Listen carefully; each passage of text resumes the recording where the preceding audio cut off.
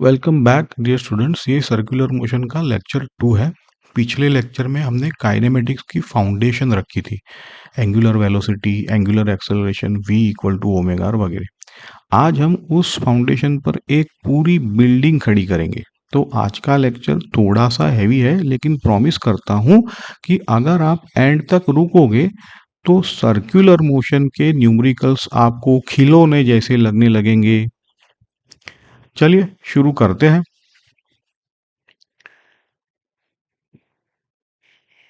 देखो, road map है ये। पहला हमें एक्सेलरेशन को निकालेंगे वेक्टर मेथड से। एक ही लाइन में होता है वो, A equal to alpha cross R plus omega cross V. बहुत एलिगेंट डेरिवेशन है। दूसरा है रेडियस ऑफ कर्वेचर। ये कॉन्सेप्ट सिर्फ सर्कल के लिए नहीं है, किसी भी कर्व पाथ के लिए काम करता है ना। प्रोजेक्टाइल के लिए तो है ही ये, और जेई का प्रोजेक्टाइल फेवरेट टॉपिक है। तीसरा है, ये असली मजा है, dynamics of circular motion. Centripetal force क्या होता है, क्या नहीं होता है, ये सारा, और न्यूटन्स लॉ को सर्कल पर कैसे लगाते हैं। चौथा देखो, नॉन यूनिफॉर्म सर्कुलर मोशन, और वहां पे कॉनिकल पेंडुलम भी ले लेंगे। इन सबके साथ 19 मतलब 19 शॉर्ट इलस्ट्रेशन है ना, एक एक करके पूरे डिटेल में। तो यही तो पूरा चिट्ठा है सर्कुलर मोशन का। इसी से आपको ये न्यूमेरिकल्स खिलौने जैसे लगने लगेंगे। सारे जो टिपिकल सर्कुलर मोशन के टिपिकल सारे सवाल इंक्लूड किए हैं। देखो साइड में लेक्चर 1 का रिकैप दिया हुआ है, v equal to omega R, A C equal to we square by R, और ये 3 काइनेमेटिक्स के इक्वेशन। ठीक है ना। अगर ये इसमें आपको लगता है कि थोड़ा कंफ्यूजन है, तो आप लेक्चर 1 को देख के फिर इसको देखो, है ना। प्लेलिस्ट में 4 ही लेक्चर है सर्कुलर मोशन के, तो लेक्चर 1 देखना जरूरी है। चलिए पहला टॉपिक ये उठाते हैं, एक्सेलरेशन वाला। वेक्टर अप्रोच है। तो देखो स्टार्टिंग पॉइंट क्या है, हमें पता है वेलोसिटी और एंगुलर एक्सेलरेशन का, सॉरी, v इक्वल टू मतलब वेलोसिटी और एंगुलर वेलोसिटी का v इक्वल टू ओमेगा। चलो ठीक है, ये इक्वेशन। अगर एक्सेलरेशन चाहिए यहाँ अब आपको, तो एक्सेलरेशन क्या होता है, वेलोसिटी का टाइम डेरिवेटिव। तो इक्वेशन को टाइम मतलब लेफ्ट एंड राइट डिफरेंशिएट कर दो, है ना। ये तो अलाउड है, लेफ्ट को डिफरेंशिएट किया तो राइट को भी करना पड़ता है। तो देयरफॉर लिखेंगे a equal to D V by D T, that becomes D by D T of omega cross R. बस अब तो यहाँ छोटा सा वेक्टर कैलकुलस का रूल है, प्रोडक्ट रूल, बिल्कुल वैसे ही जैसे ऑर्डिनरी कैलकुलस में आप करते हो। D by D T of A cross B क्या लिखते हो, D A by D T cross B plus A cross D B. ये तो आपको पता है, लेकिन आपको आप अंडर एस्टिमेट यहाँ पे देखो, ध्यान ये रखना है कि क्रॉस प्रोडक्ट में ऑर्डर मैटर करता है कि नहीं, बिल्कुल करता है। इसीलिए ए पहले रखना, बी बाद में। ठीक है, ए क्रॉस बी। तो ये जो ऑर्डर चेंज किया तो क्या होता है, साइन उल्टा हो जाता है। चलो कोई नहीं, आप सब्स्टिट्यूट करो। D omega by D T क्या है ना, अल्फा एंगुलर एक्सेलरेशन, और D R by D T क्या है, वी वेलोसिटी। तो आ गया कि नहीं रिजल्ट आपका, A equal to alpha cross R plus omega cross. दो टर्म्स है, दोनों टर्म्स का फिजिकल मतलब समझते हैं, है ना। असली फिजिक्स तो मतलब समझने में। देखो फिगर को देखो पहले, आर्टिकल पी सर्कल पर घूम रहा है। देखो 3 यूनिट वेक्टर्स डिफाइन किए हैं, R radially outward, T cap tangent के अलावा, और के कैप आपको पता है एक्सियल होता है, यहाँ पे प्लेन से बाहर है आपकी तरफ। पहला टर्म है अल्फा क्रॉस आर, है ना। अल्फा वेक्टर है, के कैप है, आर वेक्टर है आर कैप के अलावा। तो अल्फा क्रॉस आर आपका अल्फा आर इंटू के कैप क्रॉस आर कैप।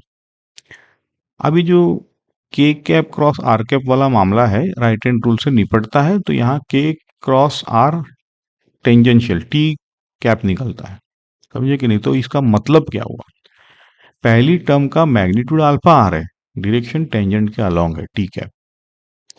तो यही हमारा टेंजेंशियल एक्सेलरेशन होता है, एटी। ये स्पीड को बढ़ाती या घटाती है। दूसरा टर्म है ओमेगा क्रॉस वी, है ना। ओमेगा अब के में है और वी टी, टी कैप में है वी, तो इसको omega V K cap cross T cap. और के क्रॉस टी क्या होता है?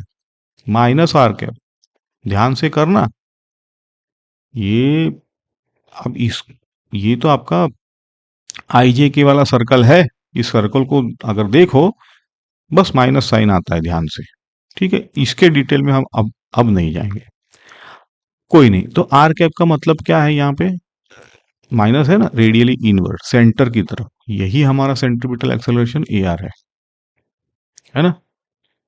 मजेदार है ये, मैथ्स ने निकाला है एक इक्वेशन, और दोनों एक्सेलरेशन कंपोनेंट आपने निकाला है अपने आप। इसका डायरेक्शन भी वेक्टर क्रॉस प्रोडक्ट है, तो डायरेक्शन भी निकल आया है। तो ये खूबसूरती है ये वेक्टर मेथड की, और कुछ नहीं। ठीक है, चलो देखो अब आगे। मास्टर रिजल्ट ये है, स्क्रीन पे दिख रहा है। ए जो भी था हमने उसमें ए टी और ए आर दोनों है।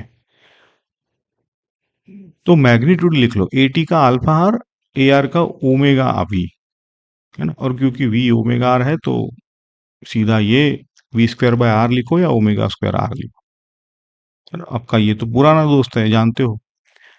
और सबसे इंपॉर्टेंट बात यह है कि ए टी टेंजेंट के अलोंग है, ए आर रेडियस के अलोंग है। ये दोनों एक दूसरे को इसीलिए परपेंडिकुलर है। तो मैग्नीट्यूड आपका जो भी है एक्सेलरेशन का, वो पाइथागोरस से सिंपली आ जाता है, under root of a t square plus. देखो ठीक है, और यहाँ पे चेक करो, अगर यूनिफॉर्म सर्कुलर मोशन है तो क्या बोलते हो आप? अल्फा जीरो होता है। तो अल्फा जीरो का मतलब ए टी गया, तो सिर्फ वी स्क्वायर बाय आर बचा। ठीक है, तो ये आपका वही होता है जो भी है, कंसिस्टेंट है अपने रिजल्ट के साथ। चलो इलस्ट्रेशन करते हैं अब पहला।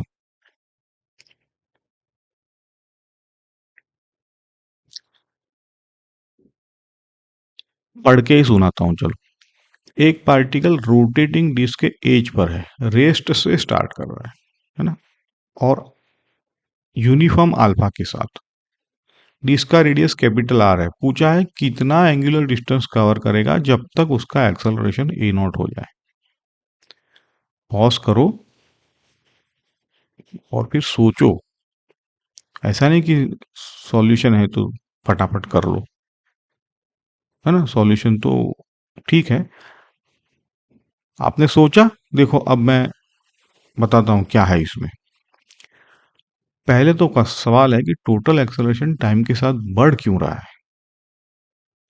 क्योंकि एटी तो कांस्टेंट है, आर अल्फा। लेकिन जैसे जैसे ओमेगा बढ़ता है, ए आर तो ओमेगा स्क्वायर होता है, तो ये बढ़ता जाता है। तो किसी मोमेंट पर टोटल एक्सेलरेशन आप जो ए नॉट दिया है वहां टच करेगा। समझ गए आप? यही था इसका अर्क। अब तो सॉल्यूशन काइनेमेटिक से देखो, ओमेगा स्क्वायर इक्वल टू, है ना, v square equal to u square plus two s, वही इक्वेशन है। और इनिशियल जीरो था, स्टार्ट रेस्ट था, तो ओमेगा नॉट जीरो, तो थीटा निकल के आ गया आपका। आसान है, इसको इक्वेशन वन बोल दिया। अब हमें चाहिए ना ओमेगा जब ए नॉट हो। तो ये जो ए का इक्वेशन है उसको हम ए नॉट लिखेंगे, क्योंकि वही तो ए नॉट इक्वल टू आपका ए t square plus A R square है। तो ओमेगा का 4 पावर आया, देखा। अब इसको ओमेगा के लिए सॉल्व करो। कैसे करते हैं इसको? बोले सर नहीं आता। ये दोनों बाजू स्क्वायर करो, रीअरेंज करो, ओमेगा आ गया। और उधर जाएगा तो 1/4 हो गया। ठीक, अब ये जो दूसरा इक्वेशन है उसको वन में डाल दो, है ना। पावर अब इसका 1/4 का स्क्वायर होगा, तो स्क्वायर रूट बन जाएगा ना ये। तो थीटा देखो निकल के आ गया। तो आंसर तो आपको बॉक्स में दिख रहा है, लेकिन इसमें आप समझे कि नहीं कुछ? क्या समझे?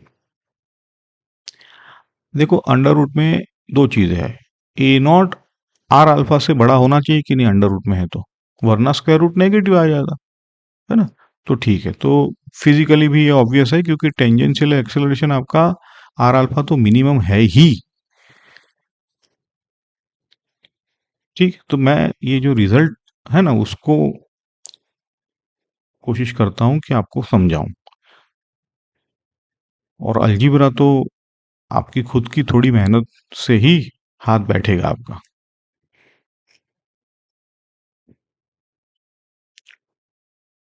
v equal to alpha root s, ये इरोडो स्टाइल का क्लासिक है बहुत पहले से। पार्टिकल सर्कल पे चल रहा है, कैपिटल रेडियस आर का है सर्कल, स्पीड डिस्टेंस के साथ दिया है अल्फा रूट एस, एक्सेलरेशन निकालो डिस्टेंस एस कवर करने के बाद ऐसा।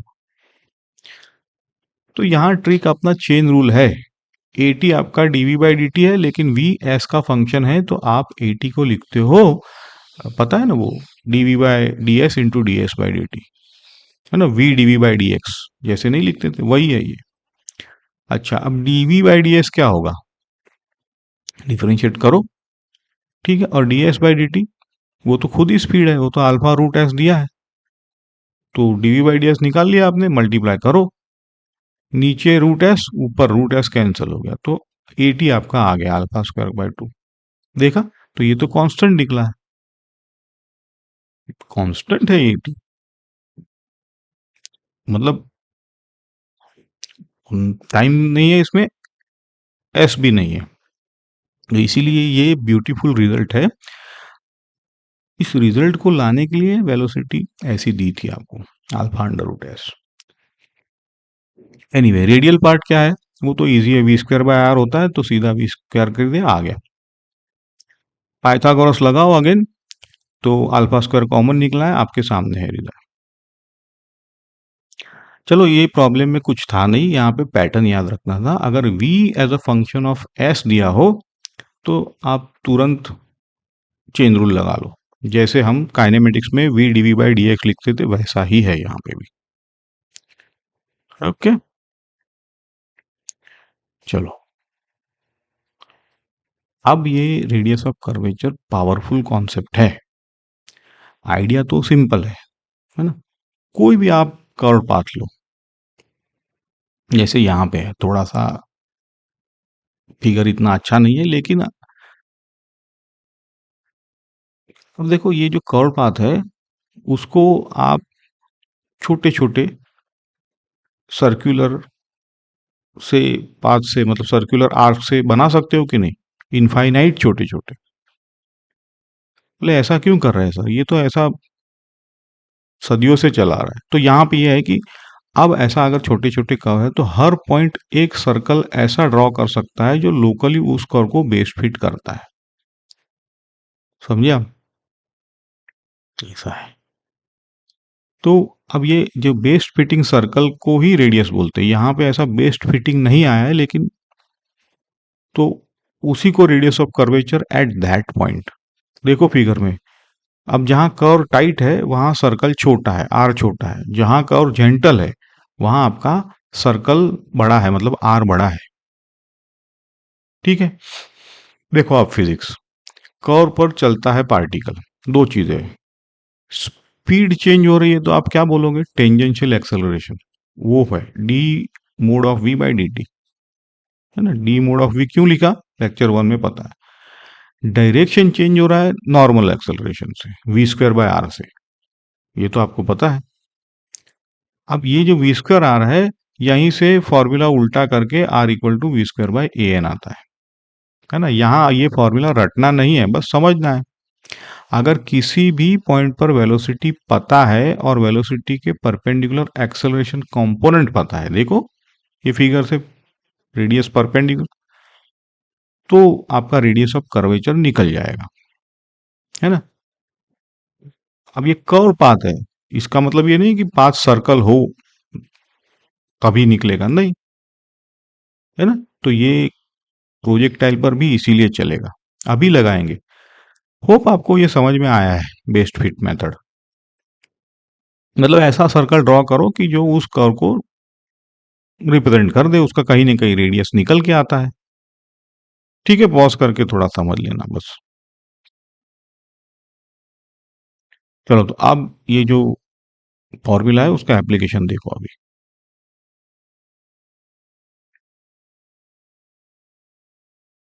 ये वाइंडिंग कर्व है। मजेदार सवाल है ये। Particle p constant speed v से इस कर्व पे चल रहा है। पूछा है नॉर्मल एक्सेलरेशन टाइम के साथ कैसे वेरी करेगा। मजेदार सवाल है। देखो, आप ट्राई करो। स्पीड अगर कांस्टेंट है तो मतलब क्या हुआ? A N equal to we square by R में तो वी स्क्वायर तो फिक्स है, मतलब ए एन आपका प्रोपोर्शनल टू 1/r। बस अब कर्व को देखो। देखो, शुरू में कर्व जेंटल है, आर बड़ा है तो ए एन छोटा। बीच में शार्पेस्ट, आर मिनिमम तो ए एन मैक्सिमम। उसके बाद फिर से कर्व खुल रहा है तो आर बढ़ता है, एन गिरता है। तो एक लाइन में आंसर देखा। नॉर्मल एक्सेलरेशन पहले इंक्रीज करेगा फिर डिक्रीज करेगा, है ना। ये ग्राफ वाला कॉन्सेप्चुअल क्वेश्चन है, लेकिन जेई में ऐसे ही graph based reasoning based question आते हैं, है ना। ये फॉर्मूला से ज्यादा फॉर्मूला का मतलब पूछते हैं।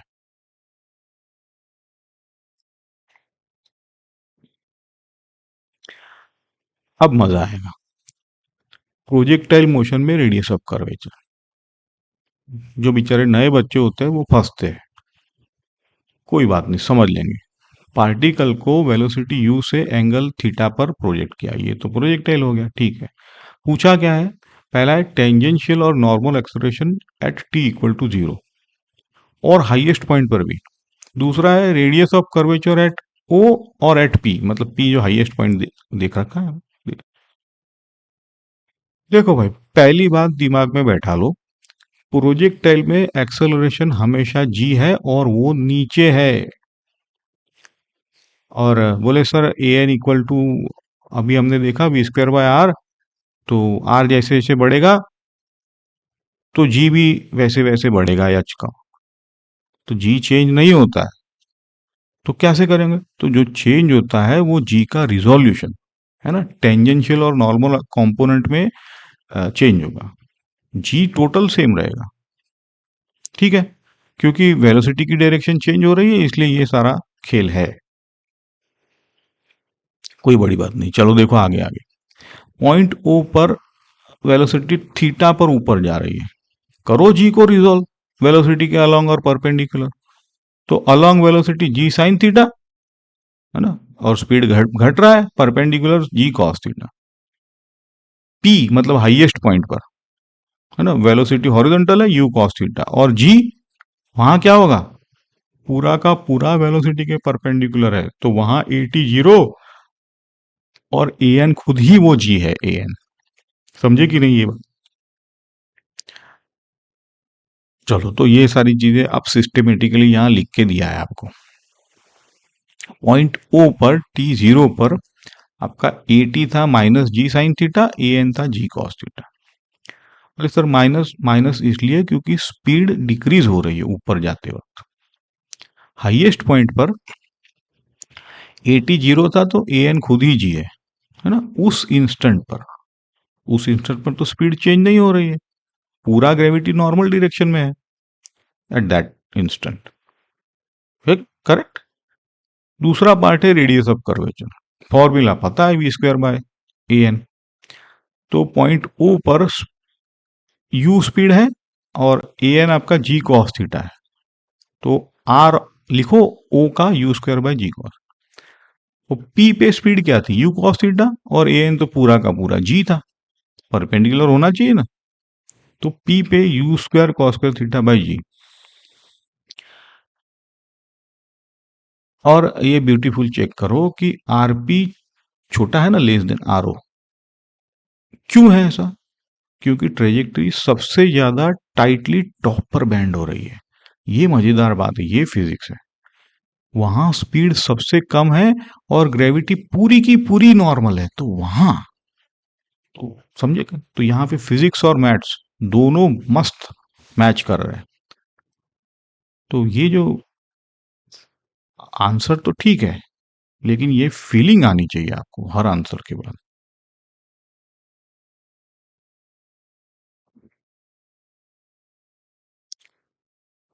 सेम प्रोजेक्टाइल है, लेकिन अब पूछा है रेडियस ऑफ कर्वेचर। ये उस पॉइंट पर है जहां वेलोसिटी थीटा बाय 2 एंगल बनाती है हॉरिजॉन्टल से। करो पॉज, समझो। देखो, दो चीजें हैं उस पॉइंट पर, स्पीड और नॉर्मल एक्सेलरेशन। अब स्पीड कैसे निकाले, ये तो काइनेमेटिक्स से हमको पता है। प्रोजेक्टाइल का गोल्डन रूल क्या है बोलो? हॉरिजॉन्टल वेलोसिटी कभी चेंज नहीं होती है, तो सीधा का सीधा v cos theta by 2 equal to u cos theta होगा कि नहीं? बोले सर ये cos थीटा बाय 2 क्यों लिया है? उस मोमेंट पर दिया है थीटा बाय 2 था एंगल, तो यहां से v निकल के आ गया। ठीक है, देखो नॉर्मल एक्सेलरेशन क्या है, तो g का कंपोनेंट परपेंडिकुलर टू वेलोसिटी है ना। वेलोसिटी थीटा बाय 2 पर है, तो ए एन क्या होगा? G cos theta by 2। डाल दो फॉर्मूला में v square by A n करके, आ गया कि नहीं? तो देखो फाइनल आंसर आपका यहाँ पे नीचे कॉस क्यूब है, कॉस की पावर 3, तो क्यूब याद रखना है ना। बहुत बार स्क्वायर लिख के मार्क्स खामोखा कट जाते हैं।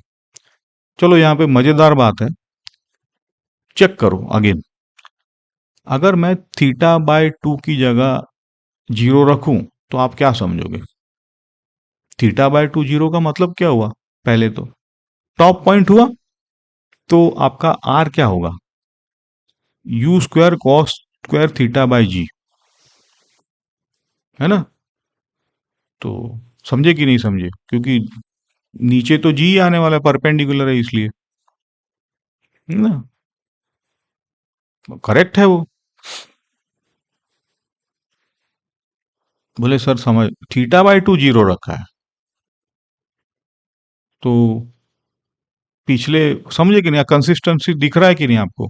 पॉज करके समझ लो, हो जाएगा काम।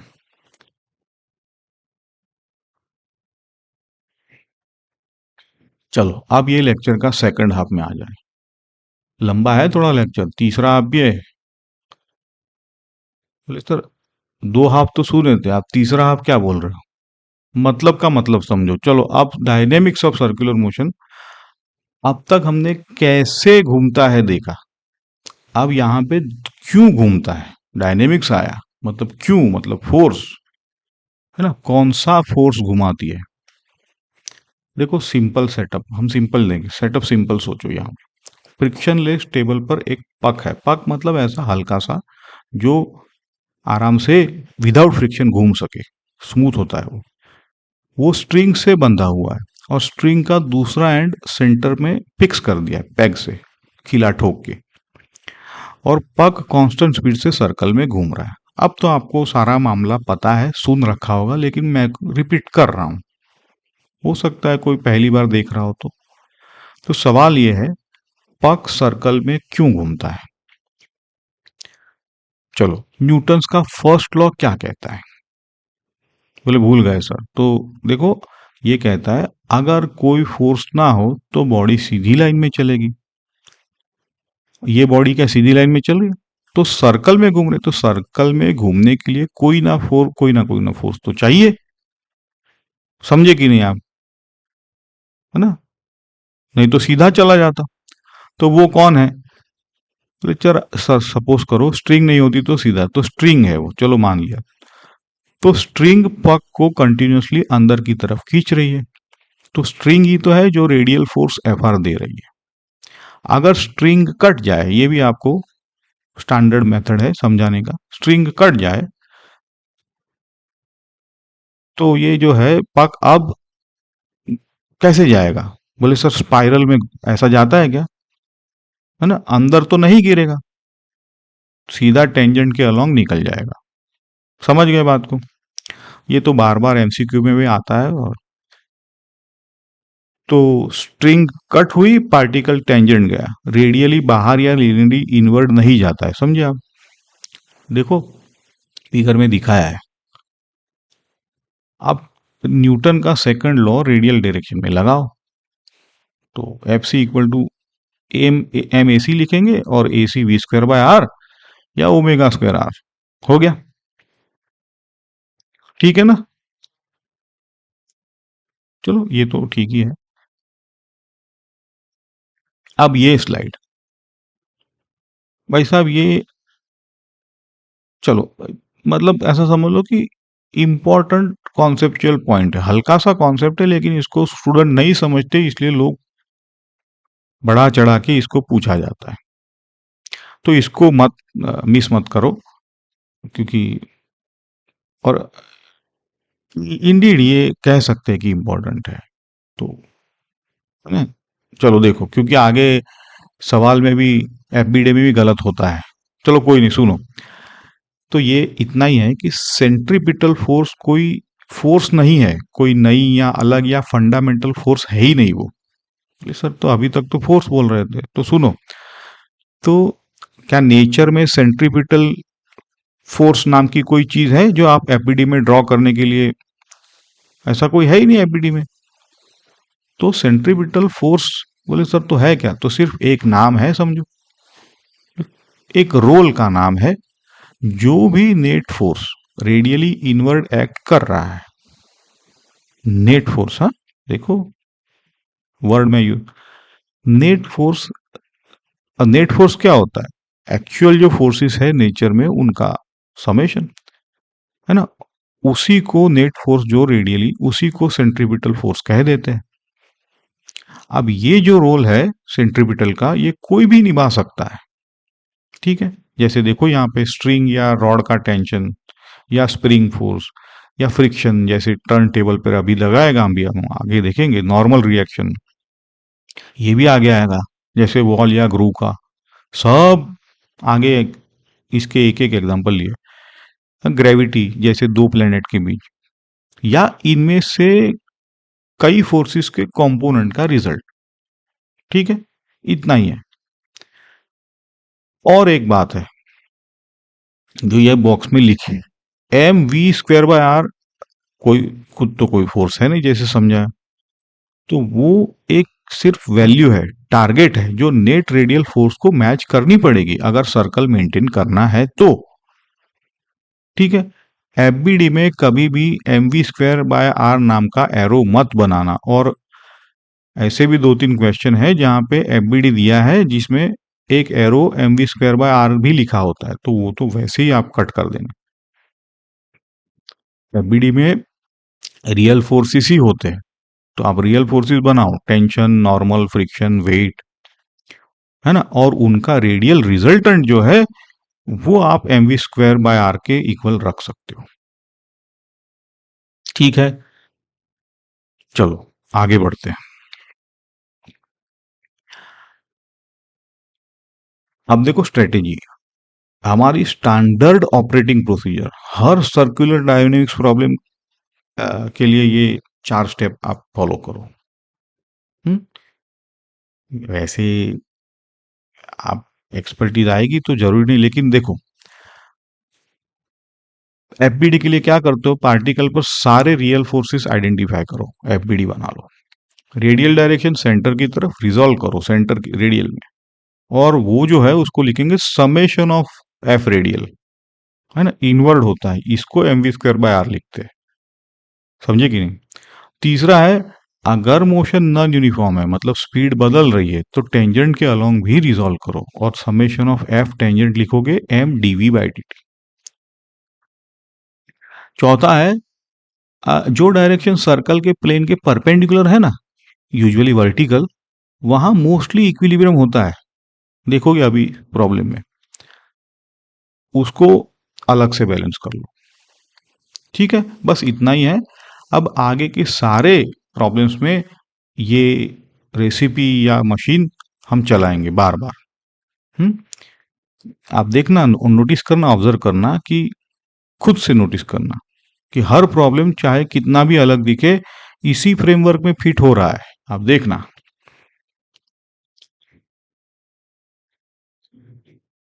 चलो, ये फेरिस व्हील वाला,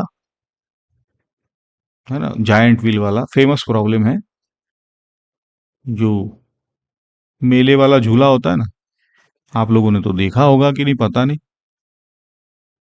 ठीक है, बच्चा स्मॉल एम का मास है, वर्टिकल सर्कल है, तो फेरिस व्हील तो वर्टिकल है, रेडियस कैपिटल आर है, कांस्टेंट स्पीड वी से घूम रहा है। अब निकालना है सीट का नॉर्मल फोर्स बच्चे पर। पहला है बॉटम पर, दूसरा है टॉप पर। दो ही फोर्सेस है बच्चे पर, वेट एम जी नीचे, नॉर्मल एन सीट से। ठीक है, देखो दो डायग्राम। बॉटम पर सेंटर कहाँ है? बॉटम पर ऊपर है कि नहीं? तो नेट फोर्स ऊपर होनी चाहिए। क्या बोलते हो? समझे? मतलब है एन एम जी से बड़ा होगा। नहीं समझे? अब टॉप पर देखो, सेंटर नीचे है, नेट फोर्स नीचे चाहिए, मतलब अब एम जी नीचे तो एन से बड़ा एम जी। ये डायरेक्शन का अगर लॉजिक आपने पक्का कर लो पहले, तो इक्वेशंस तो इसके पीछे पीछे अपने आप ही आ जाएगी। मैंने देखा है कि यही लॉजिक आप सेट नहीं कर पाते हो ज्यादातर बच्चे। देखो, पॉज करके इस लॉजिक को समझ लो, फिर हम इक्वेशन आराम से अपने आप देखो कैसे लिखे। बॉटम पर एन माइनस एम जी, ठीक है, m we square by r तो लिखना ही था। तो यहां से n bottom m g into one plus आया, मतलब है एम जी से ज्यादा। इसीलिए बॉटम पर आपको भारी फील होता है, अपरेंट वेट बढ़ जाता है ना। झूले में नीचे आते वक्त जो पेट में आपको फील होता है ना, दबाव जैसे, यही है वो। टॉप पर देखो, इनवर्ड्स मीन अप डाउनवर्ड, तो m g minus n top. यहां से एन टॉप आपका m g into one minus आया, तो मतलब एम जी से कम आया, करेक्ट। तो टॉप पर आपको हल्का फील होता है कि नहीं? अपरेंट वेट घट जाता है। यहां तक तो सब कुछ ठीक है, लेकिन नीचे जो जेई इनसाइड दिया है ना, वो आप नहीं क्रैक कर पाते हो। पॉज करके क्रैक करना, मैं समझाता हूं। देखो, अगर v square equal to r g हो जाए तो क्या करोगे? जानबूझ के वी स्क्वायर इक्वल टू, तो वहां पे टॉप की बात करेंगे, टॉप पर एन टॉप क्या होगा? जीरो हो जाएगा। तो इसका मतलब है सीट बच्चे को बिल्कुल पुश नहीं कर रही है। तो ऐसे मोमेंट पर वेटलेस ने, मतलब फ्री फील होता है, वेटलेस। और अगर स्पीड आरजी से ज्यादा हो, तो मतलब वी स्क्वायर आरजी, तो क्या करोगे? तो देखना आप कि एन टॉप आपका ना माइनस आ रहा है। बोली वैसे क्या, ये क्या हो गया? तो यहीं पे मैं बोलता था कि इसका मतलब देखो, मैं समझाता हूँ, आप पॉज करके पहले सोचो। तो सीट तो नीचे नहीं खींच सकती अब, है ना। तब आपको सीट बेल्ट या सेफ्टी बार जो रॉड होता है उसकी जरूरत पड़ेगी। समझे? इतना ही था। अब यही कंडीशन आगे वर्टिकल सर्कुलर मोशन में क्रिटिकल स्पीड बनेगी, वो लेक्चर 3 में कवर करेंगे। आगे बढ़ते हैं। अब यहाँ पे नंबर के साथ सब मामला है। 1 केजी का ब्लॉक, 1 मीटर की string, smooth table, horizontal, speed 10, tension निकालो। क्या करोगे? आसान है, सोचने की जरूरत ही नहीं, प्रोसीजर फॉलो करो। बोले वर्टिकल में कोई एक्सेलरेशन नहीं, तो n equal to m g हो गया कि नहीं? डन।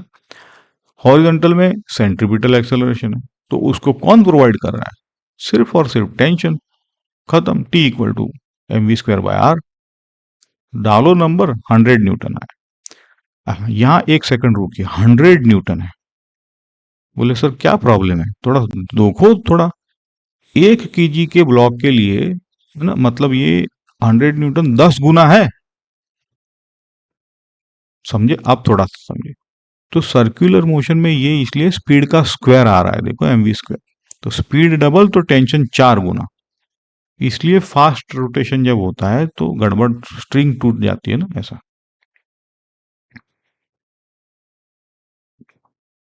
8वां प्रॉब्लम है, स्मॉल एम है, स्पीड है, वर्टिकल सर्कुलर वॉल के अगेंस्ट घूम रही है। बोले ऐसे कैसे? जैसे ग्रुव के अंदर, और स्मूथ फ्लोर है, रेडियस कैपिटल आर है। ओके, तो निकालना है फ्लोर का नॉर्मल और वॉल का नॉर्मल। चाहता हूं कि पॉज करो और समझो यहाँ पे। पॉइंट यहाँ ये है कि दो अलग नॉर्मल रिएक्शन है, अलग अलग सरफेसेस दिए इसलिए, तो है ना, तो अलग अलग काम कर रहा है ये। वर्टिकल आपका देखो n floor minus m g zero, तो एन आपका आ गया एम जी, सिर्फ वेट संभाल रहा है वो। और हॉरिजॉन्टल में कौन अंदर की तरफ पुश कर रहा है उसको, वॉल ही तो है, तो एन वॉल आपका हो जाएगा m we square by r. समझे कि नहीं? अब यहाँ पे पहले टेंशन था, तो अब सेंट्रीपिटल का जो रोल है वो नॉर्मल रिएक्शन निभा रहा है। समझे? पहले पिछले में टेंशन नहीं था, फोर्स बदल गया, फ्रेमवर्क तो वही का वही है।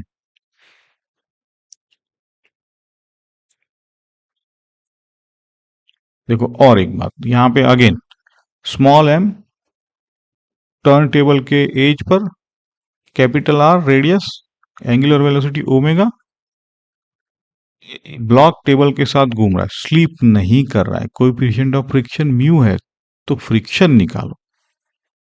समझ गए होंगे आप, तो समझने वाले समझ गए। वर्टिकल में n equal to m g हमेशा की तरह, हॉरिजॉन्टल में ब्लॉक सर्कल में घूम रहा है, सेंट्रीपिटल फोर्स चाहिए, टेबल स्मूथ होता तो घूमता ही नहीं, तो यहां कौन रोल प्ले कर रहा है, फ्रिक्शन, और फ्रिक्शन सेंटर की तरफ पॉइंट करेगा, तो सीधा f equal to m omega square r, है ना। यहाँ पे एक ट्रैप से बचाना चाहता हूं आपको, ये बहुत बच्चे सीधा सीधा लिख देंगे, बोले ठीक है f equal to mu m g, गलत। ये स्टैटिक फ्रिक्शन है, ये स्टैटिक फ्रिक्शन सेल्फ एडजस्टिंग होता है, वो जीरो भी हो सकता है, वो जितना चाहिए उतना ही लगती है। म्यू एम जी तो सिर्फ उसका मैक्सिमम लिमिट है, जब तक एम ओमेगा स्क्वायर आर, ये जो एफ है वो less than m mu m जी है, तो ठीक है ना। समझे कि ये कंडीशन होता है फ्रिक्शन का, चाहिए एम ओमेगा स्क्वायर, वो एम म्यू एम जी से लेस होना चाहिए, ठीक है। तो फ्रिक्शन एग्जैक्टली तब एम ओमेगा स्क्वायर आर है, लेस देन है तो वहां पे म्यू एम जी मत लगाना। समझ गए? म्यू एम जी तो सर कब लगेगा, तो अब जब स्लीपिंग शुरू हो जाए, मतलब इम्पेंड करने लगे उससे, समझ गए आप, तो अब वो उसकी पूरी ताकत झोंकेगा, तब वो म्यू एम जी लगा देगा, और उससे भी ज्यादा अगर चाहिए फोर्स तो स्लिप मारने लगेगा। रोटेशन में सीखेंगे ये सारी। और ये जो स्लीपिंग वाला केस है ना, पूरा 19 वाला प्रॉब्लम उसी के बेस पे है, मजेदार है, सीखने मिलेगा आपको। अभी तो इसको कॉन्वेक्स ब्रिज वाला है, करना पड़ता है, सर्कुलर मोशन पढ़ रहे और ये प्रॉब्लम नहीं लिया तो मजा नहीं है। कॉन्वेक्स ब्रिज है, ऊपर तरफ उभार वाला पुल होता है, शायद आपको ये ब्रिज की डिजाइन समझ में आ जाए छोटे से प्रॉब्लम से। कार टॉप पर है, स्पीड वी है कार की, ब्रिज का रेडियस स्मॉल आर है, नॉर्मल रिएक्शन निकालो। फेरिस व्हील है बस, और क्या, सेंटर कहाँ है, ब्रिज कॉन्वेक्स है तो सेंटर नीचे है, मतलब नेट फोर्स नीचे चाहिए, तो एम जी माइनस एन करेंगे, तो एन आपका निकल के आया, तो एम जी से कम आया। देखा फिजिकल मीनिंग, चलती हुई कार ऊपर का कॉन्वेक्स है ना, तो कम दबाती है पुल को, फील वेटलेस, मतलब हल्का फील होता है, वही है, कार हल्की फील करती है। और सोचो अगर v square by r g हो गया कार का वेलोसिटी, तो एन जीरो हो गया, इसका मतलब है कार पुल से कांटेक्ट ही छोड़ देगी। बोले ऐसा कैसा, मतलब एक मोमेंट के लिए, क्योंकि कर्व है ना, तो एक मोमेंट के लिए वो हवा में हो जाएगी। जैसे स्पीड ब्रेकर पर तेजी से जाते हो ना, तो कूदती है कार, तो जैसे कैसे पेट में गुदगुदी, वही है यहाँ पर भी, ठीक है। अब इसका दूसरा केस ले लो, उल्टा, है ना, कॉनकेव ब्रिज। ऐसा कभी ब्रिज देखा है आपने, घाटी जैसा, कभी कभी बनाना पड़ता है घाटियों में, और कार सबसे नीचे वाले पॉइंट है, तो अब इसका सेंटर कहाँ है, ऊपर, नेट फोर्स ऊपर, मतलब एन एम जी से ज्यादा दिखा कि नहीं? तो चलती हुई ये जो कार है चलती हुई, वो पुल को नीचे दबाएगी, कार भारी फील करेगी, जैसे आप भी भारी फील। चलो ठीक है, पैर को याद रखो, कॉन्वेक्स माइनस हल्का, कॉनकेव भारी। और लॉजिक से याद रखो, सनी की सर रट्टा मारने को बोल रहे। बस पूछो कि सेंटर किधर है, नेट फोर्स उधर की ओर होगी, इक्वेशन अपने आप बन जाएगा, है ना? फेरिस व्हील का टॉप बॉटम वाला यही फंडा है यहाँ पे, पैकेजिंग अलग है बस।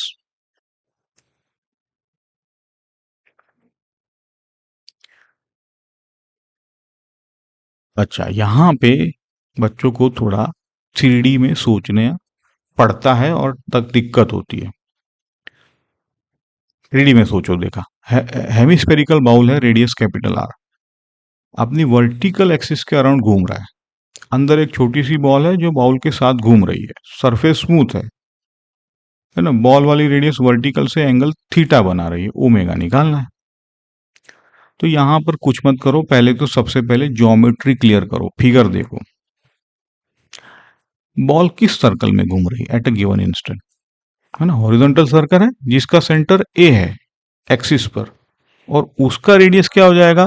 आर साइन थीटा हो जाएगा, small r equal to capital r sine theta, है ना? स्पीयर का सेंटर ओ अलग है, सर्कल का सेंटर कैपिटल ए अलग है। ये जो कंफ्यूजन है, अगर इससे बाहर निकल गए तो आधी गलती आपकी, मतलब आधा प्रॉब्लम हो गया, है ना? फोर्सेस तो दो है सिर्फ, एक है एन, सरफेस स्मूथ है तो नॉर्मली फ्रिक्शन तो रहा नहीं, और यही रेडियस के अलोंग लगेगा ओ की तरफ, और एम जी नीचे। तो करेंगे क्या? बोले एन को रिजोल्व कर लो, हॉरिजॉन्टल में एन साइन थीटा, ये आपको सेंट्रीपिटल फोर्स बनेगा एम ओमेगा स्क्वायर आर, तो यहां से एन मिला, ठीक है? साइन थीटा यहाँ कैंसिल हो गया, क्योंकि आर में भी साइन थीटा था ना।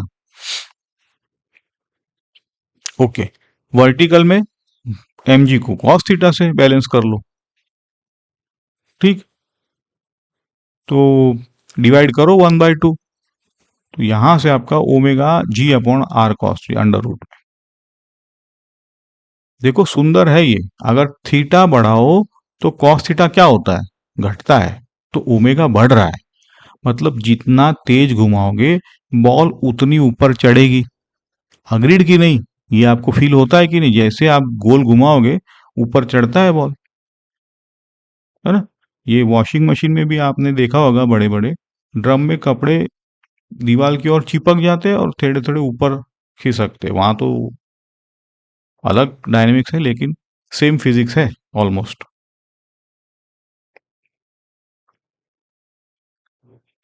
अच्छा, जैसे ही स्प्रिंग देखा, सेंट्रीपिटल फोर्स का रोल कौन प्ले करने वाला है? बोलो, स्प्रिंग। चलो, पार्टिकल का mass small m, horizontal plane पर है, स्प्रिंग से बंधा हुआ है, स्प्रिंग की एल नॉट लेंथ है, नेचुरल स्टिफनेस के, वी से घूम रहा है सर्कल में, तो इलोंगेशन निकालना है। सब कुछ आसान है ना? बस गलती नहीं करना। देखो बताता हूं मैं, सटल पॉइंट ये है जो इस क्वेश्चन को इंटरेस्टिंग बताता है, बनाता है, और आप बच्चे यहां पर थोड़ी सी गलती कर लेते हैं। देखो, स्प्रिंग जो होगा गोल घुमाने से स्ट्रेच होगा कि नहीं? तो अगर वो स्ट्रेच हुआ तो इलोंगेशन स्मॉल एक्स बोल दो उसको, तो स्प्रिंग फोर्स हम के एक्स लिखेंगे। अच्छा, ध्यान ये देना है, जहां गलती, सर्कल का रेडियस भी बदल गया तो एल नॉट रेडियस से नहीं घूमेगा, एल नॉट प्लस एक्स। तो यही ट्विस्ट बच्चे मिस कर देते हैं, तो सीधा इक्वेशन निकाल लो, F equal to M we square by R, जहां पे R L naught plus X है और एफ के एक्स है। तो सर अब नहीं आता, भाई साहब क्रॉस मल्टीप्लाई करो, और स्क्वाड्रेटिक है ये एक्स में, है ना? श्रीधराचार्य जो है उनको लगाओ, पॉजिटिव रूट ले लो। बोले सर पॉजिटिव क्यों लेना है, नेगेटिव भी तो हो सकता है। क्या ही बोले, बोलो क्यों नेगेटिव को रिजेक्ट किया? क्योंकि इलोंगेशन तो नेगेटिव नहीं हो सकता ना, बॉल गोल घूम रहा है तो वो तो बाहर की ओर जाता है। इस सेटअप में देखो, तो स्प्रिंग को खींचना ही पड़ेगा सेंट्रीपिटल फोर्स देने के लिए।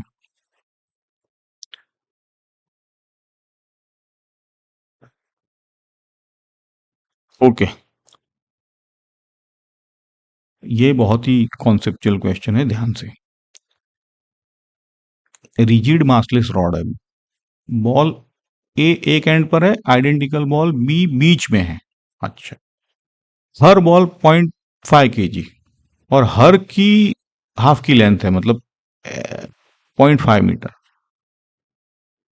खाली एंड के आ, हाथ में पकड़ के हॉरिजॉन्टल सर्कल ऐसा घुमा रहा है, ठीक है, खाली एंड।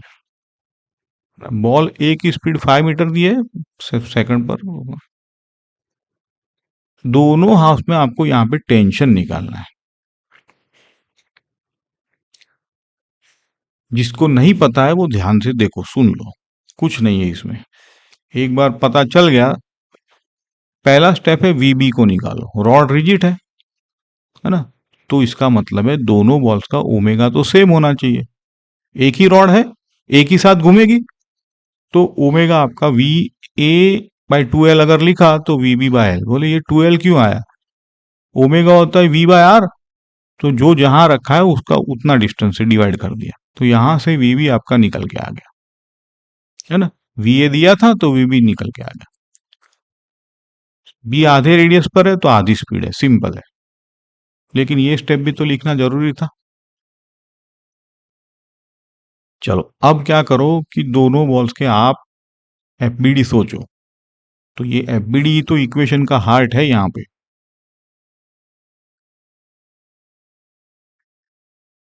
चलो देखो, बॉल ए के लिए रेडियस 2L, उस पर कौन से फोर्स लग रहा है? सिर्फ एक लग रहा है ना?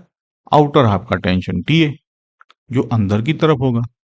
टेंशन तो लिखो mv² बाय आर। आर तो 2L है, सारी चीजें थी 8 न्यूटन।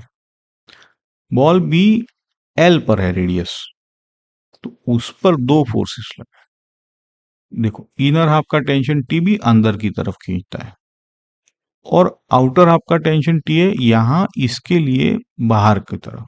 बोले सर क्यों बाहर? दो चीजें।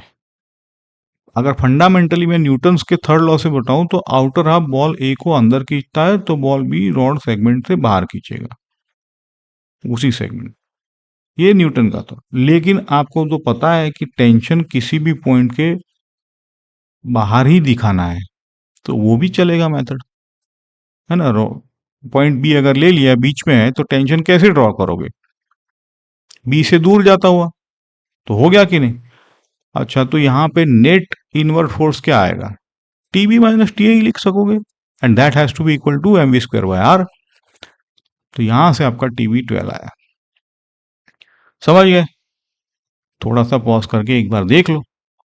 मोरल ऑफ द स्टोरी है कि इनर पोर्शन का टेंशन हमेशा ज्यादा होता है, क्योंकि उसको अपनी बॉल भी घुमानी है और बाहर वाली फोर्स का वो जो है उसको भी ट्रांसमिट करना है।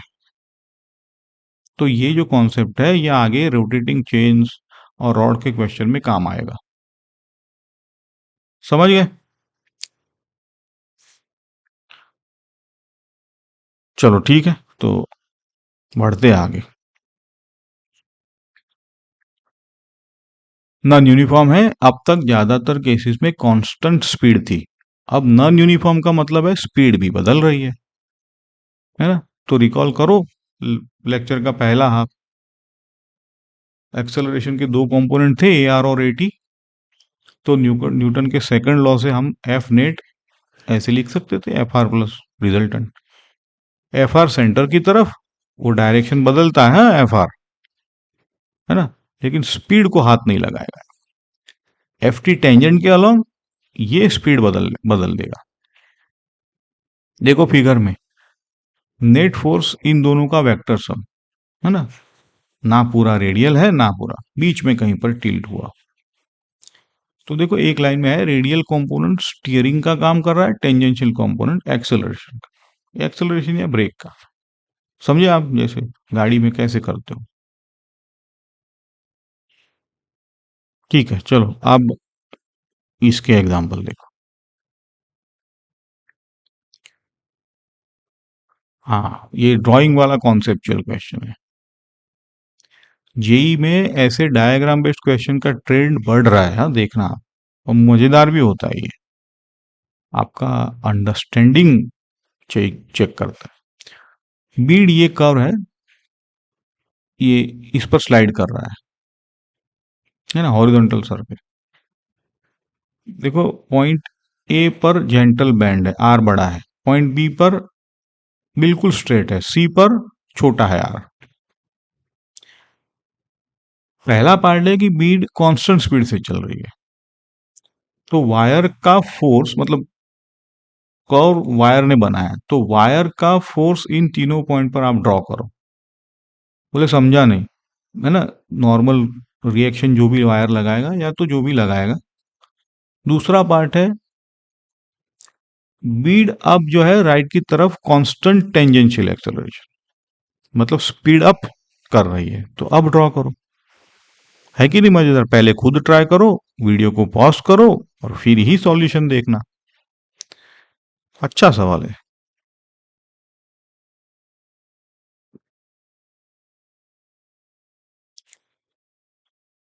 चलो पार्ट वन देखो, कांस्टेंट स्पीड वाला। तो स्पीड कांस्टेंट है तो टेंजेंशियल फोर्स ही जीरो हो गया, तो वायर सिर्फ और सिर्फ जो भी फोर्स हैगा नॉर्मल होगा, तो वो सेंट्रीपिटल होगा, तो m we square by r होगा। अच्छा, तो ये m we square by c पर सबसे बड़ा है क्योंकि आर वहां सबसे छोटा है, ए पर छोटा है क्योंकि आर सबसे बड़ा है, और बी पर स्ट्रेट लाइन है आर इंफिनिटी, तो फोर्स जीरो। बोले समझा नहीं, वो बिल्कुल जीरो। ठीक है ना, स्ट्रेट लाइन का मतलब क्या है, जब पार्टिकल स्ट्रेट लाइन जाता है, कब जाता है, कोई फोर्स ना हो और अपने मैथ से भी आ गया। फेवरेट ऑप्शन है ये एग्जामिनर का। पार्ट टू देखो, स्पीडिंग अप है। क्या ही है उसमें, हर पॉइंट पर एक टेंजेंशियल फोर्स आपको ऐड करना है ना, जो एफ टी होता है, एम ए टी, और ए टी कॉन्स्टेंट है, तो तीनों पॉइंट पर ये जो टेंजेंशियल फोर्स है वो बराबर आएगा। तो ए और सी पर आपकी जो फोर्स है वो तिरछी हो जाएगी, नॉर्मल पर टेंजेंशियल का रिजल्टेंट। और बी पर क्या होगा, बोलो, सिर्फ टेंजेंशियल बचेगा क्योंकि स्पीड तो बढ़ रही है ना। तो देखा, ये क्वेश्चन आपकी समझ टेस्ट करता है कि नहीं, कोई कैलकुलेशन नहीं है, इसीलिए मैंने इसको रखा है।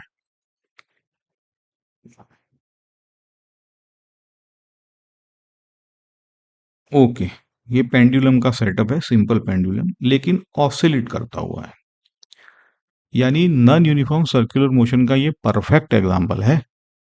बॉब का mass small m, string length l, जब स्ट्रिंग वर्टिकल के थीटा एंगल बना रही है, स्पीड वी है, तो निकालो टेंजेंशियल एक्सेलरेशन, टेंशन और नेट फोर्स का मैग्नीट्यूड। ऐसे केसेस में पहले तो सेटअप को समझो, है ना। एफबीडी में तो दो ही फोर्स है, एमजी नीचे और टेंशन कहाँ लगता है, स्ट्रिंग के अलोंग, तो एमजी को रिजॉल्व करो स्ट्रिंग के फ्रेम में, टेंजेंशियल में एमजी साइन थीटा, ये जो है वो आपको स्लो या फास्ट करता है। नॉन यूनिफॉर्म का यही तो सोर्स है। रेडियल में एमजी कॉस थीटा स्ट्रिंग के अलोंग,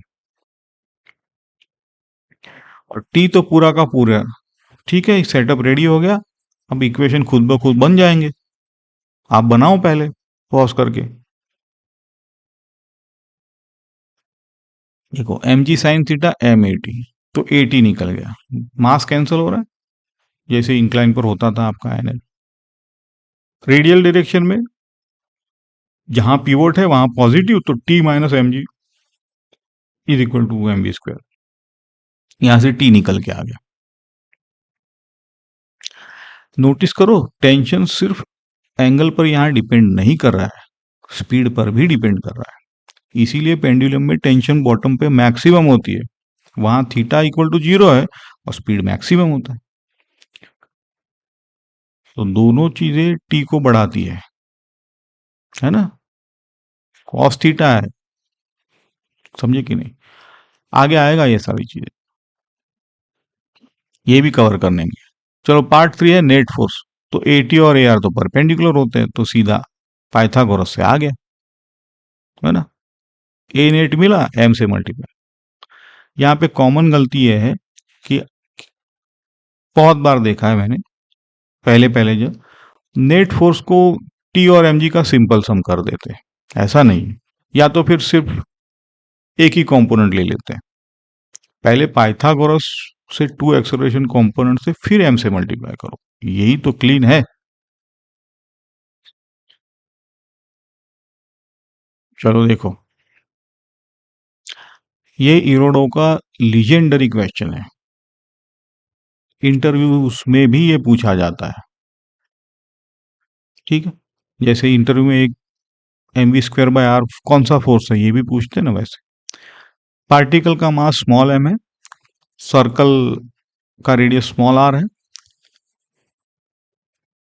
काइनेटिक एनर्जी डिस्टेंस के साथ है दिया हुआ है, okay, A square, a constant है। निकालो सेंट्रीपिटल फोर्स, टेंजेंशियल और टोटल फोर्स, है ना, सब एस के फंक्शन में।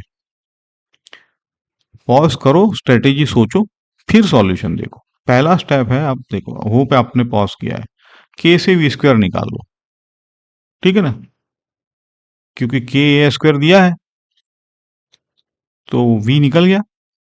अच्छा, अब सेंट्रीपिटल फोर्स क्या होता है, वी स्क्वायर बाय आर, तो यहां से एम कैंसिल, तो आपका सेंट्रीपिटल फोर्स निकल के आया in terms of S. Tangential force, तो वी आपका यहां से आता था, ये ऊपर वी निकाला था, तो चेन रूल लगाना पड़ेगा क्योंकि एस के टर्म में है। अभी तो इसी लेक्चर में किया था, डीवी बाई डी टी को कैसे लिखेंगे, dv by d s into d s by D t, under root वाला डिफरेंशिएशन है, ठीक है ना। कोई नहीं, सिंपल एस है, आसान डिफरेंशिएशन भी आसान हो गया। चलो, तो ए टी निकल के आ गया, तो एफ टी निकल के आ गया आपका 2as, M M cancel, NEET है बहुत। अब आप दोनों फोर्स है, तो अब पाइथागोरस फोर्स के लिए लगा दो सीधा, f r square plus f t square, 2as common निकला है ना। देखो कितना नीट लग रहा है result, 1 plus s square by r square. तो यहां से सैनिटी चेक या फिजिकल मतलब समझ सकते हो। तो ये बहुत ही फेमस इक्वेशन है, ये सारे एफ सी, एफ टी और एफ, ये फ्रेम करके भी रख सकते हो, हाँ? रिवीजन के लिए अच्छा है ये। हाँ, ये प्रॉब्लम दोनों थोड़ा सा तकलीफ देता है स्टूडेंट्स को, ध्यान से करेंगे इसको। फ्रिक्शन वाली टर्न टेबल है, लेकिन टेबल एंगुलर एक्सेलरेशन से घूम रही है ना। ब्लॉक डिस्टेंस आर पर है, कोएफिशिएंट म्यू है, टेबल रेस्ट से और यूनिफॉर्म अल्फा के साथ अब कुछ सब कुछ स्टार्ट हो रहा है। कितने टाइम बाद स्लीपिंग शुरू होगी? पहले तो अगर सवाल समझ में आ गया मतलब क्या है, तो फिर आप इक्वेशन अपने आप निकल आएंगे। समझो, देखो टाइमलाइन समझो, शुरू में स्लो है ना, तो फ्रिक्शन का मामला निपट जाएगा, मतलब फ्रिक्शन संभाल लेगा सब कुछ इजीली। लेकिन जैसे जैसे ओमेगा बढ़ता है, रिक्वायर्ड फोर्स भी बढ़ेगा, क्योंकि एम ओमेगा स्क्वायर आर होता है। तो एक दिन ऐसा आएगा कि फ्रिक्शन बोलेगा मेरी लिमिट आ गई, म्यू एम जी, है ना। तो ये बोल रहे हैं वही मोमेंट को पूछा है, समझे कि नहीं। देखो step by step, a T alpha r constant, speed v क्या होती है, ओमेगा आर, है ना, तो v alpha r t. A c क्या होता है, वी स्क्वायर बाय आर, तो यहां पे alpha square R T, T के साथ बढ़ रहा है ए सी। नेट फोर्स क्या होता है, दोनों का अंडर रूट, ठीक है। तो अल्फा टू द पावर 4 आ रहा है, क्योंकि ठीक है। रिक्वायर्ड फ्रिक्शन क्या लिखेंगे, f equal to M a, लेकिन ए नेट है, तो ये स्लीपिंग तब है जब ये इक्वल कर दो m m g, mu m g के, तभी तो उसके बाद स्लीपिंग शुरू होगा ना। तो ये दोनों को इक्वेट कर दिया, अब ऐसा जब होता है तो स्क्वायर करो, टी के लिए सॉल्व करो। तो टी का 4 पावर था, राइट हैंड में 1/4 तो चेक करना पड़ेगा कि नहीं, ऐसा जब दिखे सब कुछ तो करो चेक। छोटे टी पर फ्रिक्शन ने सिर्फ और सिर्फ टेंजेंशियल फोर्स दिया है, बाद में ज्यादातर सेंट्रीब्यूटल दिखा कि नहीं, ये ऐसा है। अब ये फ्रिक्शन की डायरेक्शन भी टाइम के साथ घूम रही है, रेडियल की तरफ टिल्ट होती जाती है। हम्म अब ये पिक्चर के साथ मैं आगे दिखाऊंगा अगले प्रॉब्लम में, ठीक है। यहां तो अभी तो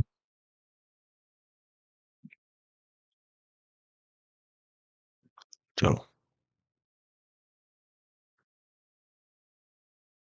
ये नंबर 19 दे रखा है, लेकिन ये भाई तो 18 का ही है, लेकिन अब ओमेगा पूछा है, टाइम नहीं पूछा है, और दो पार्ट है। समझे कि नहीं आप? वहां पे टाइम पूछा था, यहाँ पे ओमेगा पूछा, सेटअप तो वही है। पहला पार्ट है टर्न टेबल कांस्टेंट ओमेगा से घूम रही है, मैक्सिमम ओमेगा क्या होगा बिना स्लीपिंग के, ठीक है ना। तो कांस्टेंट ओमेगा मतलब सिर्फ सेंट्रीपिटल एक्सेलरेशन, तो कांस्टेंट ओमेगा का मतलब वही है, वही तो आपको फोर्स देगा फ्रिक्शन का, F equal to omega square. तो नो स्लीपिंग की कंडीशन क्या है, F should be less than और equal to mu S into M जी, है ना, क्योंकि एस क्यों लगा है, स्टैटिक है।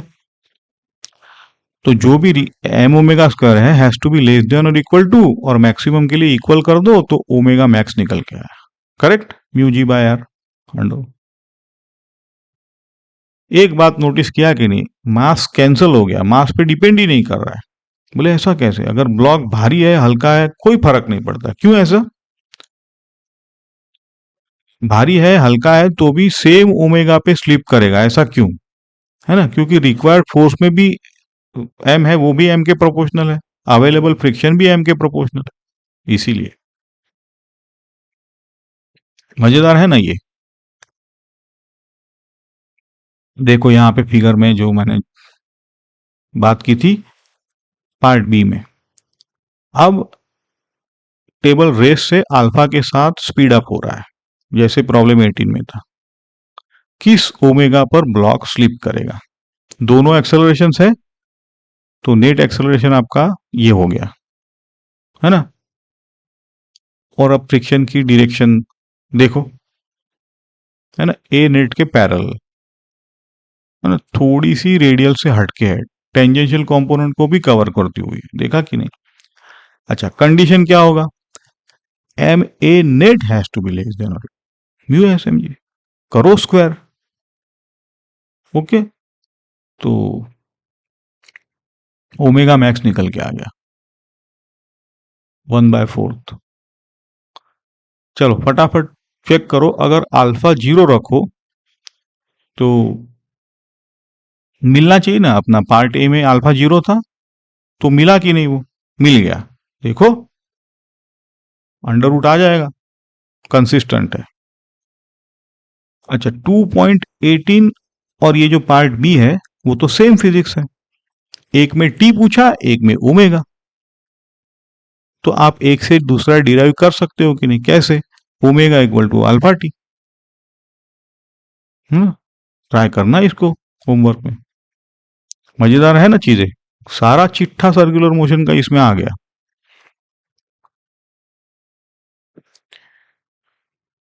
कॉनिकल पेंडुलम है, लास्ट टॉपिक है, नाम से ही क्लियर है, स्ट्रिंग एक कोन स्वीप करती है, बॉल मास स्मॉल एम का है, स्ट्रिंग का लेंथ कैपिटल एल है, बॉल हॉरिजॉन्टल सर्कल में रेडियस आर पर कांस्टेंट स्पीड से घूमती है, सब कुछ ठीक है, और स्ट्रिंग का वर्टिकल से थीटा दे रखा है, चलो बहुत बढ़िया। फेरिस व्हील जैसा ही है, वर्टिकल सर्कल नहीं है, सर्कल हॉरिजॉन्टल है ना, इसलिए स्पीड सच में कांस्टेंट रह सकती है। अच्छा, दो फोर्सेस है टी और एम जी, करो टी को रिजोल्व, है ना, वर्टिकल में कॉस थीटा एम जी को बैलेंस करेगा, हॉरिजॉन्टल में साइन थीटा किसको बैलेंस करेगा, वी स्क्वायर बाय आर को। तो डिवाइड करो एक दूसरे को, टेन थीटा लेके आओ, v square by r g, तो वी आपका r g tan theta. Okay, तो ये तो tan theta equal to we square by r g वाला, अब इसको रट्टा मार लो, मैं बोलूंगा मार लो, ये कोई बात नहीं। एक बार देख लिया तो, क्योंकि ये बैंकिंग ऑफ रोड में वापस आने वाला है लेक्चर 3 में, बिल्कुल सेम फॉर्म में, ये टीजर है यहाँ पे। ठीक,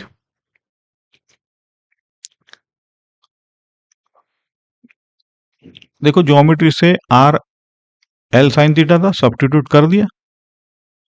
ठीक है, बोले अब क्या करेंगे। अब यहाँ पे तीन सुंदर इनसाइट्स है। पहला है, फॉर्मूला में एम कहीं नहीं है, तो स्पीड मास पर डिपेंड ही नहीं करती, चाहे लोहा हो, लकड़ी हो, रुई हो, सेम थीटा के लिए सेम स्पीड। क्यों? रिक्वायर्ड फोर्स भी एम के साथ स्केल हो रही है, और अवेलेबल फोर्स भी। समझे कि नहीं आप? मजेदार है, जैसे वहां पे नहीं देखा था टर्न टेबल पे, ऐसा पैटर्न दिख रहा है ना आपको। जैसे जैसे अगर एम ना हो, एम पे कुछ डिपेंड ना करता हो, तो ऐसा होता है। चलो दूसरा क्या है, क्या स्ट्रिंग कभी हॉरिजॉन्टल हो सकती है? थीटा इक्वल टू 90 डिग्रीज, देखो tan theta equal to infinity चल जाता। तो इनफाइनाइट स्पीड चाहिए। फिजिकली टी कॉस थीटा को एम जी बैलेंस करता है, करना पड़ता है। अगर स्ट्रिंग हॉरिजॉन्टल है तो वर्टिकल कंपोनेंट जीरो, तो एम जी को कौन संभालेगा? कोई नहीं, इसीलिए कभी हॉरिजॉन्टल नहीं हो सकती, कितना भी तेजी से घुमा लो। ये क्लासिक कॉन्सेप्चुअल क्वेश्चन है। और तीसरा है टाइम पीरियड। टाइम पीरियड क्या होता है? Two pi r by b, तो यहां से आपका two pi l cos theta upon g under में। क्या है एल कॉस थीटा बोलो? ये तो कोन की हाइट है ना? तो पीरियड सिर्फ हाइट पर डिपेंड करता है। फेवरेट फॉलो अप है ये जेई का। चलो बहुत ही, ये स्लाइड आप स्क्रीनशॉट ले सकते हो।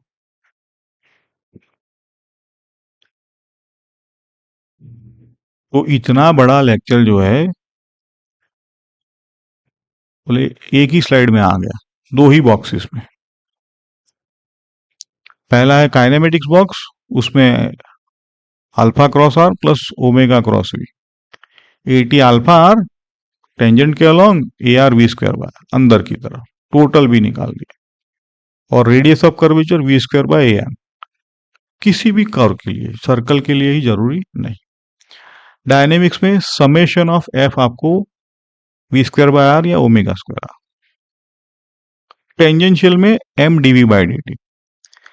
बॉटम या टॉप में प्लस माइनस आपका हो जाता है एन, एम जी से ज्यादा।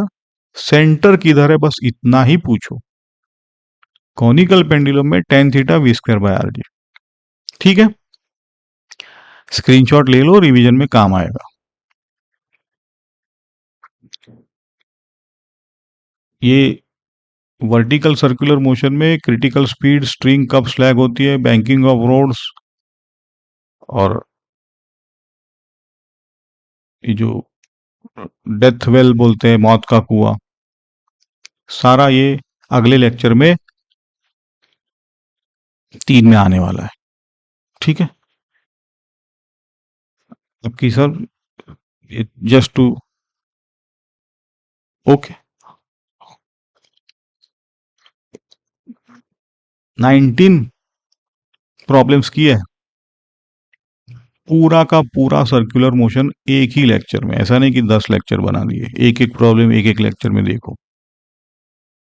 दूसरा यहाँ पे मैं आपको बताना चाहूंगा कि इसके जो हैक्स है, ट्रिक्स है, वो डीपीपी में मैंने बताया, क्योंकि यहाँ थियरी है तो थियरी में हम कंफ्यूज नहीं करेंगे अचानक से। पहले प्रॉपर प्रैक्टिस करो, फिर डीपीपी देखना। चलो, पसंद आया हो तो लाइक करो, चैनल को सब्सक्राइब करो। यूट्यूब बोलता है सब्सक्राइब करो, तो मैं भी बोल रहा हूं आपको। इंपॉर्टेंट है कि डाउट्स आप कमेंट में लिखो, मुझे फीडबैक मिलेगा, जो भी डाउट है, जो भी है।